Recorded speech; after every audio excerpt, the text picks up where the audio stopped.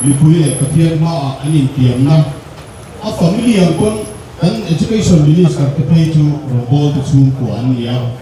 anin tiam na ang lo lut ka tiang a o ta te lo lut ka a te hi ke ni congress ra chon ma dan ti ne education department loya Dr.Mathlan kana achang to minister in India rama makber into sakno chuak adu sak farm na apek tili farm le samagra loya agreement a education minister in at ming sign ko te le MLA election ma aizol kapa pathian le mi pui ma anin tiam du sak zong te velo tura anin tiam na bo chia financial rules bo chia tiglo taka na ate work order kan hal don ani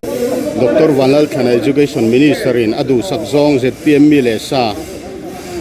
na apek diglo taka mi pui le pathian ma in tiam na dan bo chia kan hal don golden hole program hian Dr.Mathlan kana hian an agreement apo minga sign pui zela hoi ta ke hey ama ming sign mo noi ber hi Dr.Mathlan kana minister ming sign nge in ya khu oh he kan an agreement apo minga sign du zela uchuak ta na pe khawa hian mo ani he work order le contractor agreement a minister mangan sa ngai no ZIT management san market zone and sound system sang tel and musical instrument sang te installment in apung omlovin pol sang ne na an pethering ani khrichiang ngai vendu tan phone number 9862342903 hian englai point biak po theirem ani ole voinia hetilai congress bhavan kota Mizoram Pradesh Youth Congress ten Education Department loya Dr.Mathlan kana achang to minister in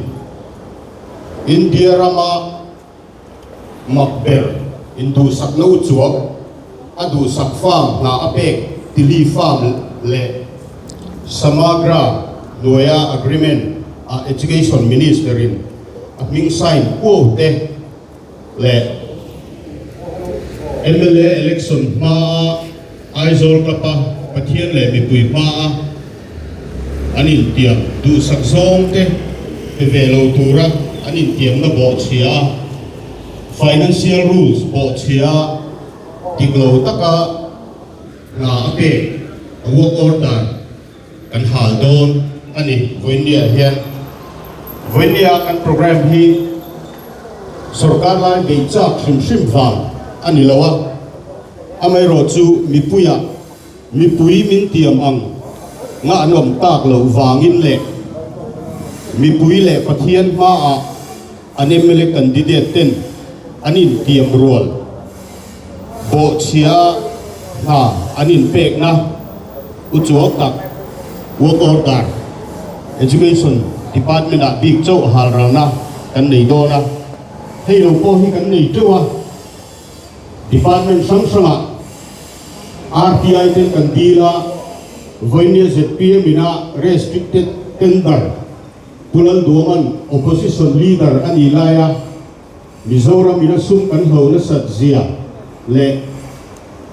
ZPM sarkar huna chon he ang sum kan se huna chon kan financial system kan financial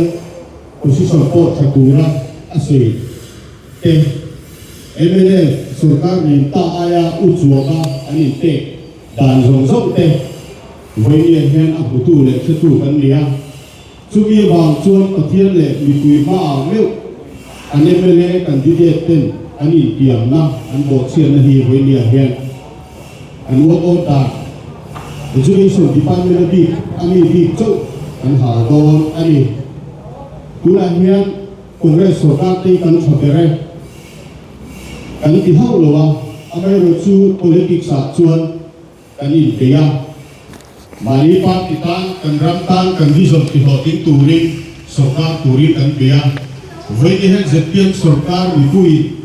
do taka an sarkar tir chan มีคุยมาอันนี้เทียมนะอันบอกเชียนนะดีพาร์ตเมนต์ปัตตาก้าวลงโอตาที่เราต้องไอ้เป็ดนะเว้นให้กันหาโดนนั่นที่ที่กันสวยดูกันสวยก็สะดวกที่ส่วนนี่กลุ่มสะดวกนี่นี่ขัดอัตราคุมเฟบรุรีสามนี่แหละเราสะดวกนี่ขัดสามนี่สมบีปลีอัตรา Kamel plastic barrel and septic tank thadang lambik taka siam alay to tin sira nam ngai lo hrichiang ngai vendutan phone number 8787325719 a hian biak herem kan ni e samni sombi palia tanga samni sombi baru February chungyen samagra goya ribotian na sang bel kom hei kan sia thei chin ai kun kam thei nuai sanga pakhat le siriat nuai riat nuôi sang lá sòng period để si phun sang riết zali sòng period anh mình lái này thì lâu tấtkin anh in pea ZPM education minister hiện financial rules à chuan nuôi sòng thì bằng chín anh in chuan open tender tu ra chu open tender tu ra anh in pe tender ra chua tu ra tender chua thì khác contractor ten daran chan tur laya adu sak zong ani tiam am loin heti za koisa rebel setel alo pe hi congress lai chuan ra phak kan tia ani tiam na pathian le bi kui ma ai tiam na po bo se tua aum thei hi mak kan tia ka soi to khan a department zo le department sang PWD a powara kan se che ni tu na hian e hi chu department pakhat mai thì kha kan soi dua ti chuan kan press lottery kan press meet te kan pe don thua zong kan soi vek ko lawanga tuna hianin kan sarkar shon rek hian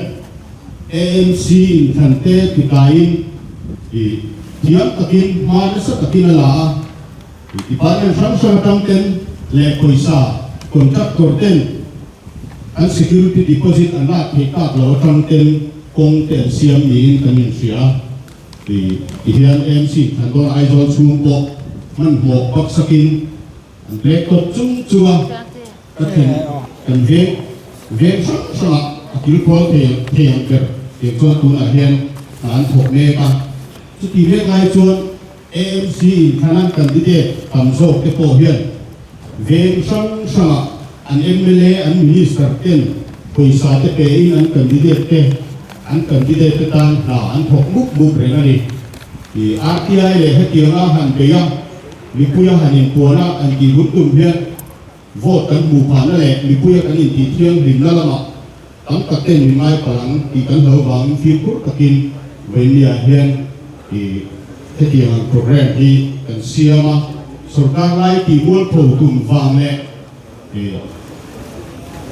ti selai le tera chhuah hi kan tum ani san lawa abai ro chu soi ta kan khan mi puya le pathian ma lewa ani tiam na bo chia ti venia helaya program le hi kan nia chu wang jon venia mirun proyom tu kan zon ri zon tak te le kan youtuber te ko congress lai ai win long thu kan soya ti chuan pilia pe hi chuanin nuôi sông lá lệ pakua hi ZPM an phui tu lok mai vua le vang an tho tira eng ma tender po long lawa ti chuan ani pe top mai ni du sak zong kha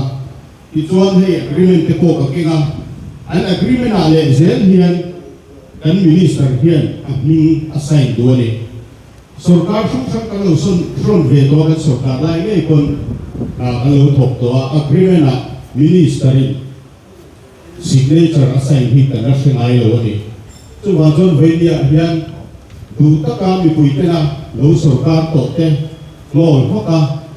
mi pui sarkar tia an than le ten tia ma la hi ke ni congress lai chon ra phak kan tia pui kan tia mi pui sa lo le thien sa lo na kan ngai ni chu wa jon venia hian zoram mi pui te pon in lo siat sakse kan du chu congress sarkar ni sang hi song kariya ata a Zoram Medical College ti kan tiang Weimar atira kangin kan chhuah chuta chuan kan thalai ten doctor kan ram le lunga an zirta a state sang ten South India tang te pon doctor zirlai rungkal to he kan huyan congress lai tu kan loma party ang pon kan loma chu mai ani lowa he kan ta na rita hum sari bel kan puta kan medical college kan ji ma kan ni lo congress party te hi chu wang chon a parking system na fellow lutuk te ICU om te ta na ria bu luang an sung te ta na ria bu luang om lo te kan ji mang hi kan na theng lo ma chu mai ala ni lo wa Rajiv Gandhi Stadium te po kan ta kuya India ma football in Indian I League kel kan don thei pa na congress mala na te po kan ji mang na ni lo wa kan ku thang na lu ku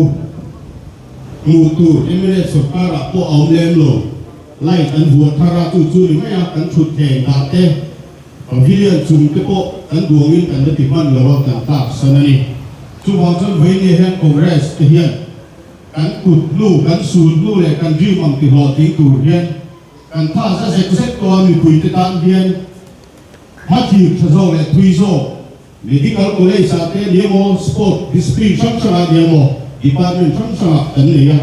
congress party te hi tuna hian zoram siam thale tur le kan sun lu sport abhi katil stadium sang te kan medical college te he ta ripan se po tuna expand me kan ya eminent sarkari na sanction nanron lucia vai be chali Prozari le sanction ma song te po congress sarkara kan soi chuak sa ani chuwang chuan kan sul ru a hian congress sarkar sul ru a party padi te an par chu me ba ZPM phei chu lamwal kitilai sipai son chuan ni thina te po congress party eng mak pilo chuai ni chuak thina vai ni hian zo ko sanga asam rifle rom thina san so congress sarkari chena tu te tui connection te power line zong zong eng kim kan pe fel ruwa MNA firon sun som le a kan tu sami kan chulo vai ni a chuan kan sarkar sun ne khiam congress sarkar tu chelai le te ta ni ku le ka amai ro chu vai ni a sarkar movement kan en hian congress party chuan ni tuita na thoda le kan sul lu sun som dan hi kan du khop lo a kan pa hi sa zet to vai ni ka soi lu ka son du a to na ber ka soi lu chu ai zone ni pui bi ke hian ni sana LPS ni zone kan ho tu te kan candidate te le i party kan ho tu te LPS nan pon na ni sana ma YouTube la te po mu tu ra ma kha ka kan suang lo la ka ZPM an kom na te party la an kom na te kan ena kan ho tu te ma thi that zia te bol ro pai da na te in sak chun chang dan ki ru tu te ran hul dan chun chang te khang zong zong khang kan dream congress party na kan policy ni bangin ni sana kan ho tu te LPS na interview na ka hi lo king nge ni pui ten ni sarkar ti chon kan tum ma ni ti kha kan soi du ani ti chon tu na hian kan senior kan vice president pulan sang ur sai lo work order te lon tak dan lo financial rules bo sia ZPM minister Dr.Mathlan a work order sendi a turin kan so mga at work order te zong zong ni kan han zir tia MNA pa po lo congress pa po lo mi pui sarkar kisin an mali an huale bang indu sakna vet work order ani ti kha kan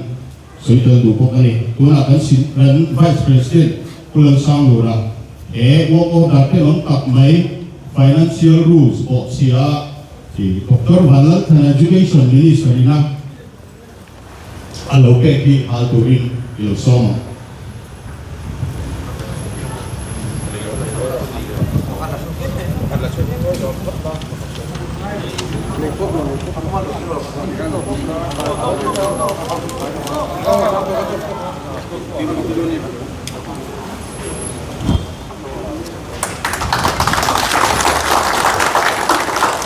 Adesso non è mai fermo con journalist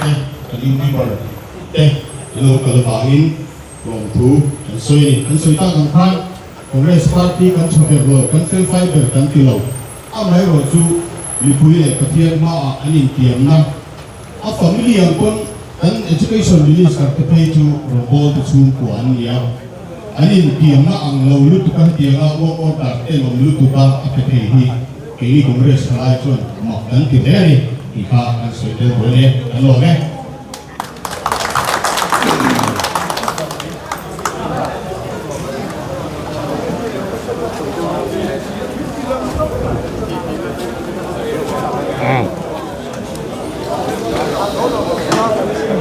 hay hi engen hal kan ti son tu na khana ra sei vet ko mo tiang sonia voin hi nisom thali sang ni som ni paruk zirtop ni ania un ayan congress van tual zola kan omek ani